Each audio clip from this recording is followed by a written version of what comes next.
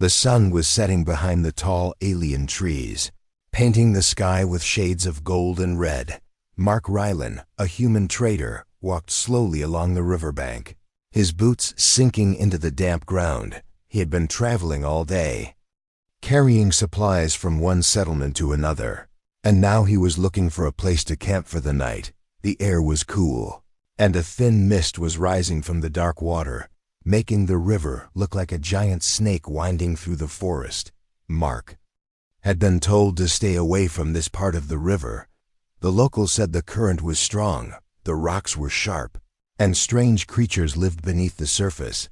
But Mark was tired and thirsty, and the sound of flowing water made him want to stay nearby. He bent down to fill his canteen when he heard it, a faint cry. At first he thought it was the wind. Then he heard it again, soft, weak, and filled with fear. Mark straightened and scanned the river. At first he saw nothing but swirling water and drifting leaves.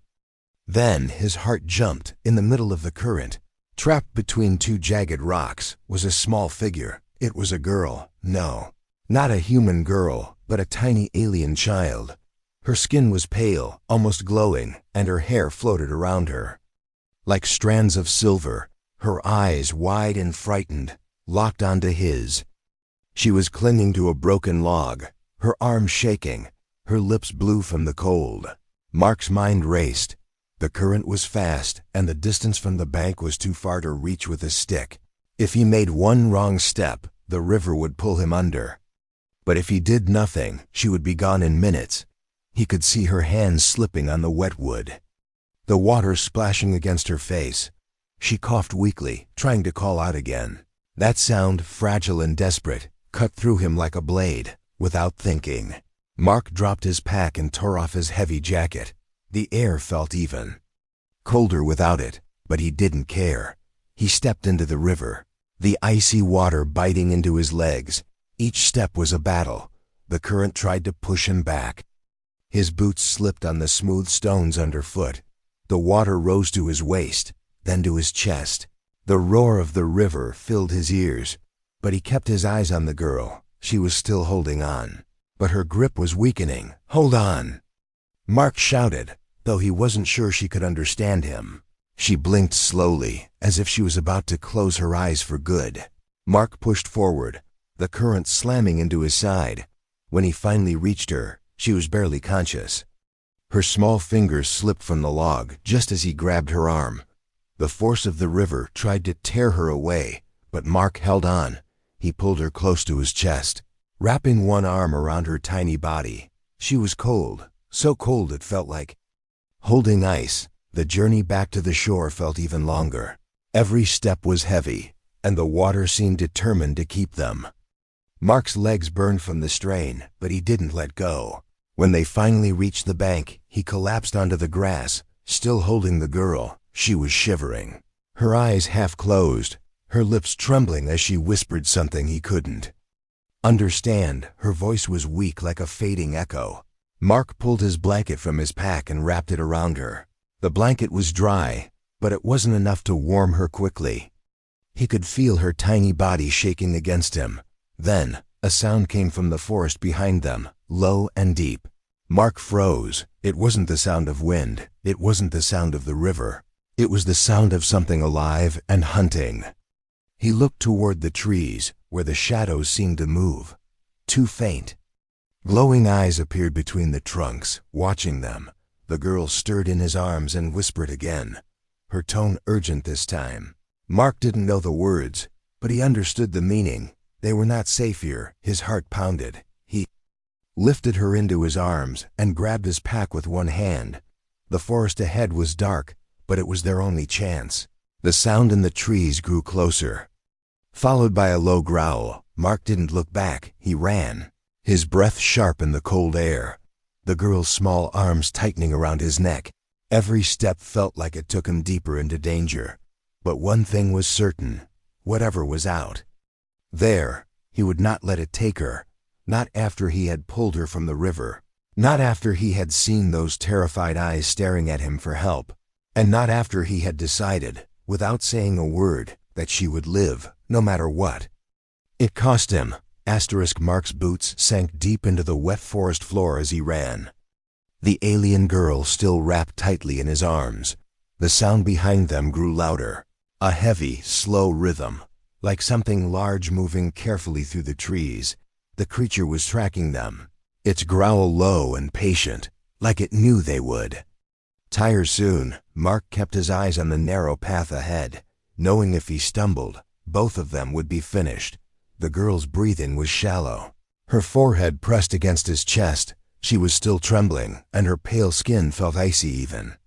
Under the blanket, Mark knew she needed warmth, food, and rest, but stopping now meant danger. He had to find shelter before night fully fell, because in this part of the world, the dark was never truly empty. After a few minutes, he spotted a cluster of large rocks. By the river's bend, between them was a gap, just wide enough for him to slip through. Inside, there was a small hollow, not much, but enough to block the wind and hide them from sight. He placed the girl gently on the ground, keeping her wrapped in the blanket. Her eyes fluttered open for a moment, looking at him with a strange mix of fear and trust. She whispered something again, the same words she had said by the river. He still didn't understand the language, but her tone felt like a promise or maybe a plea. Mark pulled out his flint and some dry tinder from his waterproof pouch. His hands moved quickly, striking sparks until a small flame caught. The warmth spread slowly, the light dancing across the rock walls. The girl's shivering eased a little. Though her lips were still blue, Mark reached into his pack, pulling out a small pouch of emergency rations. He poured water into a tin cup, added a handful of dried grain, and placed it near the fire to boil. The air outside the rocks was silent now, too silent. Mark's instincts told him the creature hadn't left. It was waiting, watching, maybe even circling around. He tightened his grip on his knife and moved to the entrance, peering out into the mist. Only the shadows moved, but he could feel those unseen eyes. He stepped back inside, not wanting to leave the girl alone for even a moment. The smell of the boiling grain filled the air. When it was ready, Mark scooped some into a small wooden bowl and blew on it to cool it down. The girl sat up slowly, her hands trembling as she took the bowl. She ate in small bites, as if unsure if it was really hers. Mark noticed her eyes, large and silver in the firelight, watching him between bites. There was no fear in them now, only a strange kind of determination. When she was done, she set the bowl down and touched his chest lightly. "You save me," she said, her voice quiet but clear. "Now I am yours forever." Mark blinked, unsure if he had heard her right. Her words were simple, but the weight behind them was heavy. It didn't sound like a child's thank you. It sounded like an oath. He shook his head, speaking softly. "You don't owe me anything." But she only tilted her head, repeating, "Forever." Before pulling the blanket tighter around herself, before he could say more, a sharp crack echoed outside. Mark froze, his hand going to his knife again. The girl's eyes widened, and she whispered something fast in her own language. Her voice trembled now, not from cold, but from fear. Mark put a finger to his lips, signaling for silence. He moved slowly toward the gap between the rocks, pressing his back to the wall. A shadow moved in the mist, tall and thin, with long limbs that bent the wrong way. Its glowing eyes scanned the ground. Moving closer, Mark's pulse quickened. The creature's head turned toward the rocks, and for a moment, it stood perfectly still. Then, it stepped forward, sniffing the air. Mark tightened his grip on the knife, ready to strike if it came any closer. But before it could reach the gap, a distant howl echoed through the forest. The creature froze, its eyes flicking toward the sound. Then, without a sound, it slipped back into the shadows and was gone. Mark waited, listening, before finally relaxing his shoulders. The girl was watching him closely, her hands gripping the blanket as if it was the only thing keeping her safe. Mark returned to the fire, his eyes meeting hers. "We'll move at first light," he said, even though she might not understand. But she seemed to sense his meaning. Nodding slowly, She lay down near the fire, her small frame curling up under the blanket. Mark stayed awake, listening to the night, ready to protect her. He didn't know why this girl was so important to whoever hunted her, but one thing was certain: they would have to go through him first. And for the first time in a long while, Mark realized he wasn't just running for himself anymore.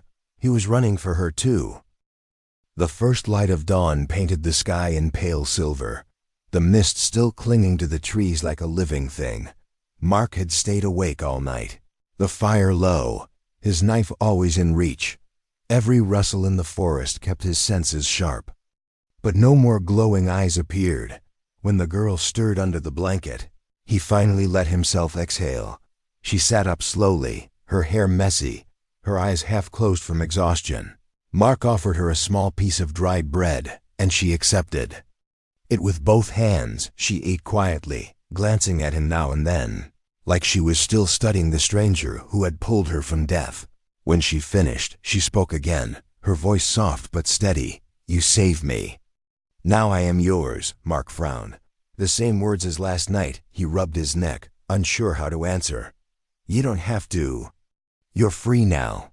But she shook her head, her silver eyes firm. "Not free. Not until I give back my life to you." Her words were broken, but her meaning was clear. In her culture, a saved life belonged to the one who saved it. It wasn't slavery. It was a vow. An unbreakable bond. Mark had heard of such customs before, but he had never been part of one. He tried again. "You can go back to your family." At the mention of family, her face changed. The light in her eyes dimmed, and she looked down. Clutching the blanket tighter, "They gone," she said simply. Her voice like a stone dropped in still water. Mark didn't ask how. He already guessed it had something to do with the ones hunting her. After a moment of silence, she reached out and touched his hand. Her skin was still cool, but her grip was strong. "You saved me. I stay with you. Forever," she said, each word slow and certain. Mark didn't know what to say. Part of him wanted to tell her it wasn't necessary, that she should find her own path. But another part, a part he didn't want to admit, felt the weight of her words deep in his chest before he could respond. A distant sound drifted through the forest. It wasn't the growl from last night. It was sharper, more deliberate, the faint echo of metal striking wood. Mark tensed instantly, glancing toward the sound. The girl's expression turned fearful, and she whispered something in her language. He crouched beside her, speaking low. "We need to move." They packed quickly, Mark wrapping the last of the food and securing his pack. The girl clutched the blanket around her shoulders, her bare feet moving carefully over the wet ground. The path ahead climbed uphill, leading to higher ground. Where the forest thinned, Mark kept scanning their surroundings, his instincts telling him they were being watched again. Halfway up the slope, the girl stumbled. Mark caught her before she fell. Noticing how weak she still was, her breathing was quick and her steps slow, he knew they wouldn't make it far without rest, but stopping again was risky. The forest here was too open, too easy for someone to see them. They reached a cluster of twisted trees, their roots rising from the ground like giant claws. Mark found a hollow beneath the largest one, hidden from the path. He motioned for her to sit while he scouted the edge of the clearing. The morning air was colder now, and in the distance, he saw movement, not animal, but humanoid. 3 figures, dark and lean, moving in a line, their heads turning as they scanned the area. Mark returned quickly, his voice low. "We're not alone." The girl's hands tightened on the blanket, her silver eyes meeting his. "They come for me," she said. It wasn't a question. Mark crouched beside her, looking her straight in the eye. "I told you last night, I won't let them take you." For a moment, neither of them looked away. Then she gave the smallest nod, almost like she was sealing something. Mark leaned back against the tree, thinking fast. Running now might lead them straight into the hunters. Staying here could trap them. But whatever choice he made, one thing was clear. He had just accepted her vow without saying the words. She belonged to him now, not as property, But as someone he had chosen to protect, the sound of the hunters grew closer, their footsteps crunching through the damp leaves. Mark reached for the small pistol strapped under his coat. The weapon wasn't much, but it could buy them time. He glanced at the girl. She was watching him with the same unwavering gaze she'd had in the river. In that look, he saw no fear anymore, only trust. It was as if she already believed he would win. No matter what happened next, Mark's jaw tightened. "I guess forever starts now," he muttered under his breath. He shifted his weight, ready to move. The promise had been made, not in words, but in action, and if they wanted her, they would have to get through him first. The girl, still wrapped in the blanket, leaned forward slightly and whispered one more time, "Forever." And in that moment, Mark knew he had no choice. He would keep that promise, even if it killed him. The forest seemed to hold its breath, the air heavy and still. Mark crouched low, one arm around the alien girl, the other resting on the grip of his pistol. The sound of footsteps was clearer now, slow, deliberate, each step pressing into the wet earth like a warning. The girl's silver eyes darted toward the noise, her small hands gripping his sleeve tightly. Through the mist, dark shapes began to appear. 3 tall figures, their movements unnervingly smooth. They were covered in rough armor made from bone and metal scraps, the plates rattling softly with each step. Their heads were narrow, with a ridged crest running from brow to neck, long. Thin mouths curved upward in something that might have been a smile or a snarl. They carried jagged spears and hooked blades, weapons that looked made for capturing rather than killing. Mark's instincts screamed that these were no random wanderers. These were hunters, and they were here for the girl. She shrank back against the roots of the tree, her breathing fast but silent. Mark kept his voice low. "Stay down, don't move." She gave a tiny nod, though her eyes never left. The hunters, the 3 moved like a pack, fanning out to cover more ground. One stopped to examine the ground near the river's edge. Its clawed fingers touched the wet mud, tracing faint impressions. Mark cursed under his breath. Footprints. The hunter looked up and clicked its jaws twice, a sharp sound that seemed to echo through the forest. The others turned toward it. Instantly, their posture changing, they had found the trail. Mark knew he couldn't wait for them to close in. If they reached this hiding place, it would be over.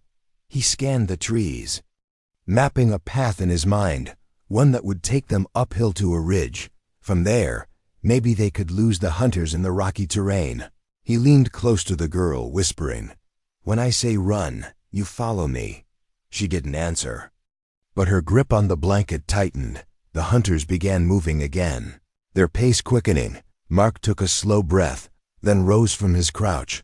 He stepped from behind the tree, the pistol aimed at the nearest one. The alien froze, tilting its head slightly, as if curious. "Back off," Mark said sharply. Though he doubted they understood his words, the hunter hissed in reply, a sound that made the hair on his neck stand up. It took a step forward, and Mark fired. The shot cracked through the forest, echoing off the trees. The nearest hunter staggered, a hole smoking in its shoulder plate. It hissed louder, clutching the wound.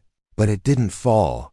Mark didn't wait to see what it would do next. He spun back toward the girl, shouting, "Run!"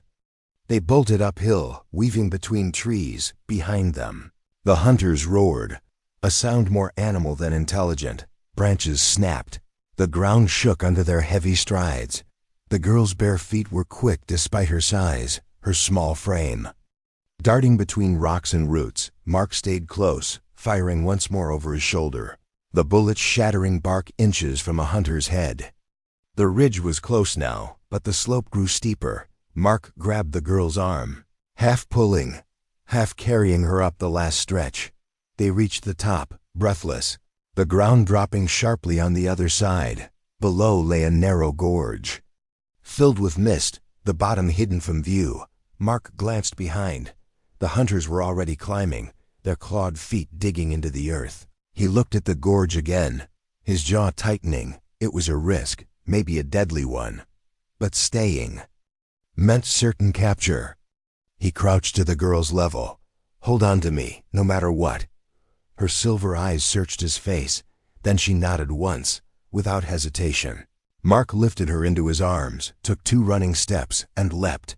The wind roared in his ears. As they dropped, the mist swallowing them whole, for a heartbeat. He thought they'd fall forever. Then his boots slammed into a slope of wet earth, sending them sliding down in a spray of mud and stones. The girl's arms tightened around his neck. Her small body pressed against his chest. They tumbled too. The bottom, rolling into a shallow stream. Mark gasped for breath, his muscles burning from the impact.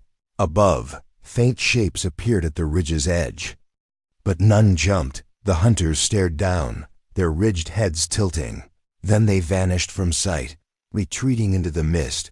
Mark stayed still for a long moment, listening. Only the quiet trickle of the stream remained. The girl finally loosened. Her grip, her eyes still wide but shining now. "You keep me safe," she whispered. The words almost lost in the fog. Mark managed a small, tired smile. "I told you I would." They were safe for now. But he knew the hunters wouldn't give up, and neither would he. Because the promise wasn't just words anymore. It was carved into his bones. Whoever wanted her would have to go through him first, and Mark Ryland had no intention of losing. The mist in the gorge clung to them like cold fingers, soaking through Mark's clothes and chilling him to the bone. The girl stayed close, her blanket now damp, but still wrapped tight around her small frame. Above them, the ridge was lost in the fog, the hunters nowhere to be seen. Mark didn't trust the silence. It felt like the pause before a storm. He scanned the narrow gorge, the walls rising steep on both sides. The stream at their feet flowed quickly, twisting between jagged rocks. If they followed it, maybe it would lead them away from the hunter's range, but it could just as easily lead to a dead end. He weighed the risk and chose to move. "Stay right behind me," he told her. Speaking slowly so she could understand, she nodded, her silver eyes alert despite her small size. They walked in the shallow water, boots splashing softly. The air smelled of wet stone and strange plants, their leaves long and sharp like blades. Mark's senses stayed sharp, scanning every shadow, every ripple in the fog. The gorge walls narrowed the further they went. Soon, the space was barely wide enough for 2 people to walk side by side. The girl suddenly froze, her head turning sharply. Mark followed her gaze and saw faint ripples ahead in the stream. Something was moving under the water, a dark shape, long and smooth, gliding silently toward them. Mark's hand went to his knife. The girl whispered something fast in her own language. Her voice urgent, whatever it was, she knew it wasn't friendly. The shape rose from the water, a creature with a narrow snout and rows of jagged teeth. Its eyes glowed faintly green, and its long body coiled like a snake. Mark stepped in front of the girl, his blade ready. The creature hissed, the sound bubbling in its throat. Then it lunged. Mark slashed sideways, the blade cutting across its snout. It recoiled with a splash, churning the water before vanishing back into the fog. The girl tugged his sleeve, pointing upstream. "More." "Come," she whispered. Mark didn't need a translation. He could already hear the faint splashes multiplying. They had to get out of the water. He spotted a narrow ledge on the left wall of the gorge. It was slick and uneven, but it might be their only way forward without being dragged under. He lifted the girl up first, her small hands gripping the rock. "Climb," he urged. She scrambled up, her bare feet finding holds in the stone. Mark followed, the wet rock cold under his fingers. Just as he pulled himself onto the ledge, a sharp splash echoed behind them. A green-eyed head broke the surface, snapping its jaws where Mark had been seconds before. They moved quickly along the ledge, the stream now several feet below. The mist began to thin as they went, letting weak light filter through. Soon the gorge widened, and the ledge ended in a slope covered in moss. Mark helped the girl down, both of them breathing hard. For now, the creature stayed in the water, watching with unblinking eyes as they moved away. Beyond the gorge, the land opened into a strange valley, The ground was soft, covered in thick grass that shimmered faintly like metal under the light. Tall, twisted trees dotted the landscape, their branches tangled like skeletal fingers. Mark slowed, scanning for movement. The valley was quiet, too quiet, even the wind felt muted here. They crossed carefully, keeping low. The girl stuck close to him, glancing often at the sky. Mark followed her gaze and saw why. High above, faint shapes moved in slow circles, large winged creatures, gliding silently, their shadows passing over the grass. Predators. He quickened his pace, leading them toward a line of dark hills in the distance. If they could reach the hills, they might find caves or cover. Halfway across, a piercing cry rang out. Mark's heart sank. One of the winged hunters had spotted them. It dove, wings folding back, its speed terrifying. Mark grabbed the girl's hand and ran. The wind roared as the creature swooped low, its talons raking the grass where they had just been. He pulled her behind a tree, pressing their backs to the rough bark. The creature passed overhead with a scream, climbing again for another strike. Mark knew they couldn't outrun something that could fly. They needed to disappear. He scanned the ground and spotted a cluster of thick roots, half buried in the earth, forming a hollow. "Go," he whispered, pushing the girl inside. She curled up quickly, pulling the blanket over herself. Mark slid in beside her just as the shadow passed overhead again. The talons scraped the tree bark inches from his head. They stayed hidden barely. Breathing. The winged creature circled twice more before giving a frustrated screech and flying off toward the horizon. Mark waited a full minute before moving. When he finally crawled out, the girl followed, her eyes wide but steady. "You." "Safe," she said simply, as if stating a fact. Mark gave a faint smile, though inside, his muscles still trembled from the chase. The hills were closer now, their dark shapes rising from the grass. Mark led the way, every step careful. He didn't know what waited there, but one thing was certain. Every mile they put between themselves and the hunters mattered, and no matter how far they had to go, he would keep her safe. The hills loomed closer, their slopes jagged with dark stone and streaked with deep cracks. Mark led the way up a narrow path, his eyes scanning for any sign of shelter. The girl stayed close, her small hand gripping the back of his jacket. Every step felt heavier now, the long hours of running and climbing wearing them both down. As they reached the first ridge, Mark spotted what he'd been hoping for, a cave entrance, half hidden behind a curtain of thorny vines. He pulled the vines aside and peered inside. It wasn't deep, but the rock walls would protect them from wind and flying predators. He stepped in, motioning for the girl to follow. The space was small enough to feel safe, but large enough for him to move freely if trouble came. They settled near the back, the girl wrapping herself in the blanket, while Mark crouched by the entrance. The view from here stretched across the valley they'd crossed. For a moment, the mist and shimmering grass looked almost peaceful. But peace didn't last long in this world. Mark's eyes caught movement, dark shapes emerging from the fog at the valley's edge. 3 hunters, climbing steadily toward the hills. They hadn't given up. They had followed them all this way. Mark's stomach tightened. Running now would be useless. The hunters were too close, and the terrain offered no quick escape. The cave would have to become their shield. He checked his pistol. 3 bullets left. Not enough for 3 enemies unless every shot counted. He scanned the ground outside the cave, noting loose stones and the thick vines along the ridge. Maybe he could turn the terrain to his advantage. The girl's voice was soft behind him. "They come for me." Mark glanced back, his tone firm. "Then they'll have to go through me first." She didn't flinch, didn't argue. She just stared at him with those silver eyes, the same way she had in the river, like she already believed he would win. The hunters reached the base of the hill, their bone armor rattling softly. One carried a hooked spear, another a net woven from metallic strands. The third held a curved blade that shimmered in the weak light. They climbed fast, their movements sharp and purposeful. Mark grabbed a handful of loose stones and tucked them into his belt. Then he stepped outside, onto the narrow ledge before the cave. The first hunter spotted him and hissed, the sound carrying. Up the slope, Mark raised his pistol and fired. The bullet struck the spear wielder in the chest, cracking its armor and forcing it back a step. The others roared and surged upward. Climbing faster, Mark dropped the pistol into its holster. No time to reload now. He picked up a heavy stone and hurled it down, striking the net carrier in the head. The alien staggered, nearly losing its grip. The third hunter was close now, its clawed hand reaching for the ledge. Mark kicked hard, sending its grip loose. It fell a few feet before catching another hold.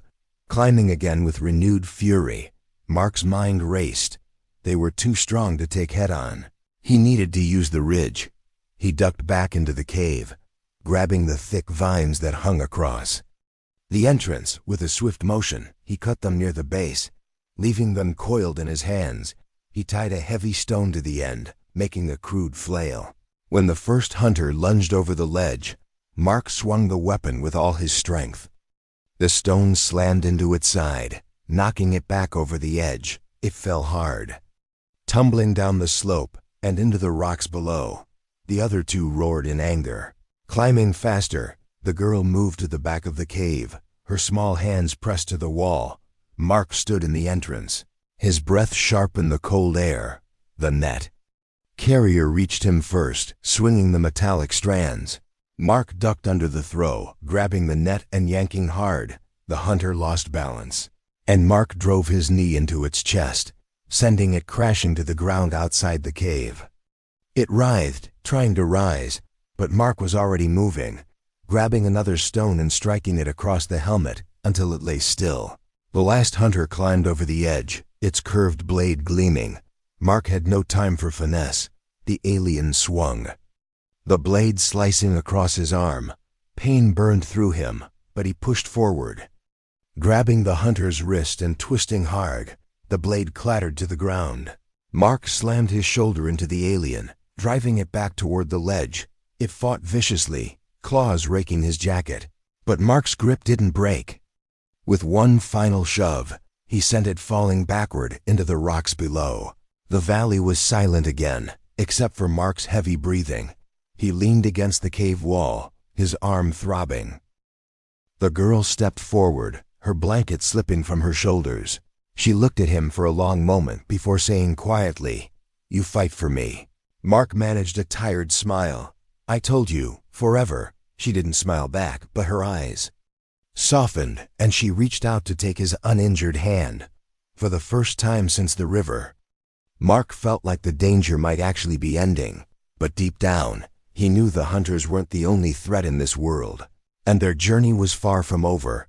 The wind over the hills carried the smell of rain, the sky darkening with heavy clouds. Mark stood at the cave entrance, his injured arm wrapped in a strip of cloth torn from his shirt.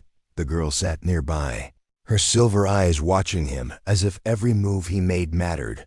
The silence between them was not empty, it was full of the things they had been through together. For a while, neither spoke.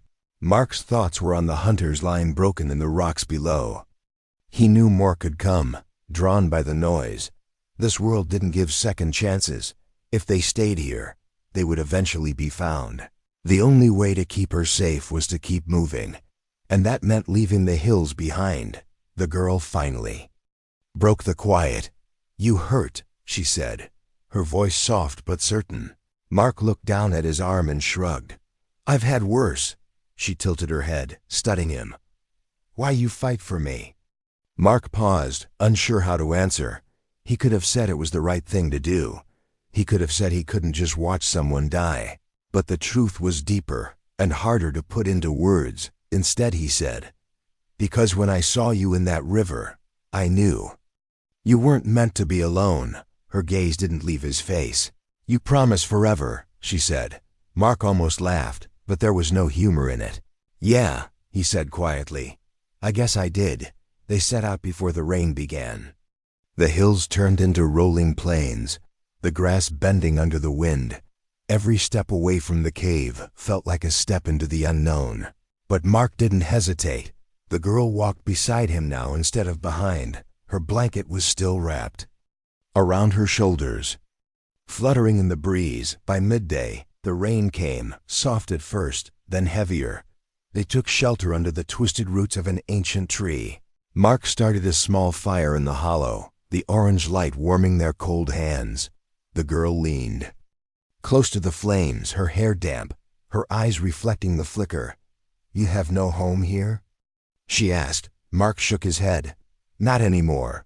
She thought about that for a moment, then said simply, "Then we make one." The words struck him harder than he expected. She wasn't asking, she was deciding. He realized then that her vow wasn't just about staying with him. It was about building something together, even if the world around them kept trying to tear it apart. They moved again after the rain stopped. The plains gave way to low cliffs, the sound of the river far below. Mark kept them away from the edge, knowing the dangers that lurked in the water. By nightfall, they found a small, abandoned structure, little more than stone walls and a broken roof. It was enough. Mark cleared the inside while the girl gathered dry grass for bedding. For the first time since the river, they had a place where they could rest without fear of an attack before dawn.